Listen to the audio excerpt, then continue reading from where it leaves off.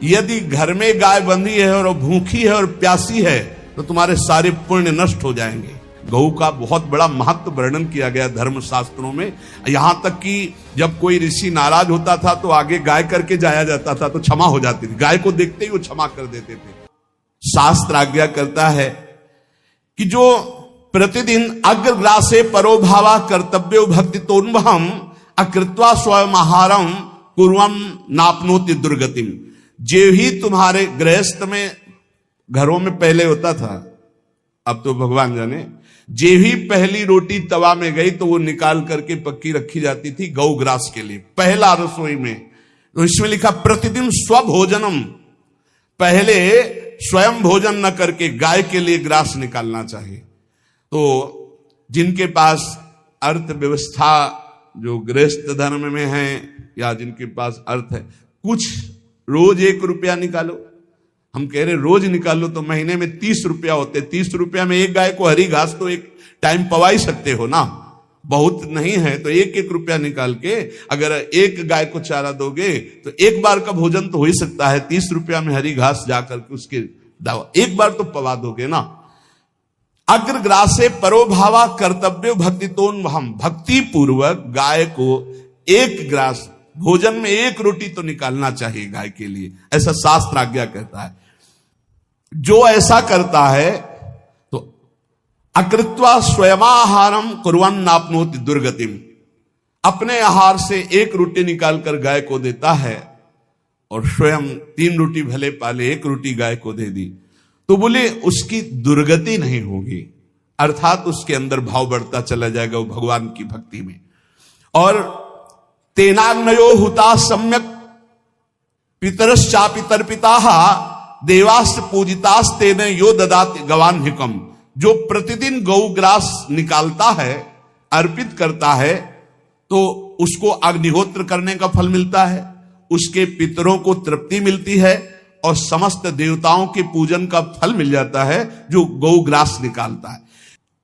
यदि गाय घर में पाली जाए या गौशाला खोली जाए और गौओं की सेवा की जाए, जिनके पास अर्थ है, भाव है, भगवान स्वयं श्री कृष्णचंद्र जी ने गौ सेवा स्वीकार की, गौवें चराई।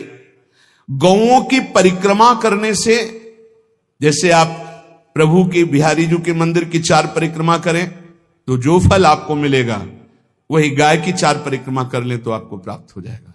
गौ की प्रदक्षिणा से, गावः प्रदक्षिणी कार्यावंदनीया ही नित्यशः, जो रोज गाय को प्रणाम करता है और गाय की प्रदक्षिणा करता है तो भगवत प्रदक्षिणा का उसे फल प्राप्त होता है। जहां गौएं विराजमान होती हैं वो बड़ा पवित्र दिव्य तीर्थ स्थल माना जाता है। गौएं जहां विराजमान रहती, गौशाला में भजन करे तो कई गुना बढ़कर के प्राप्त होता है। स्वयं ब्रह्मा जी ने गौओं को दिव्य गुणों से विभूषित बनाया है।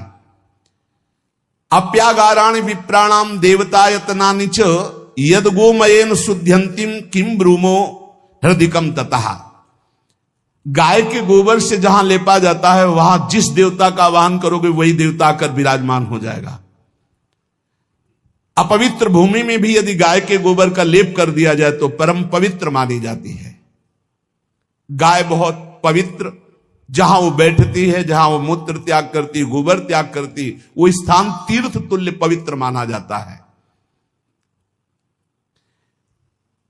गाय बंधी हो घर में, वो प्यासी है और भूखी है, तुम्हारे सुकृत नष्ट हो जाएंगे। तृषिता गौर गृहे बद्धा, क्योंकि तुम्हारे पास है, सेवा करना चाहिए।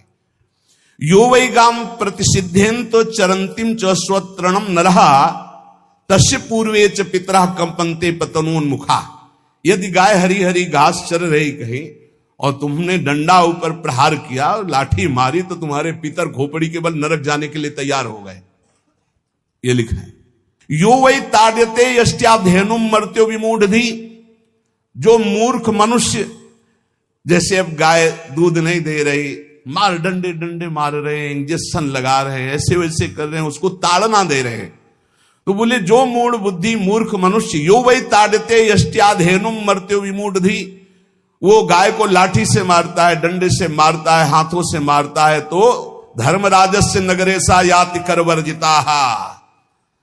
धर्मराज जी पहले अपने नरक में ले जा करके उसके कहते थोड़े थोड़े तिल तिल करके पहले इसके हाथ काटो, मरना है नहीं वहां।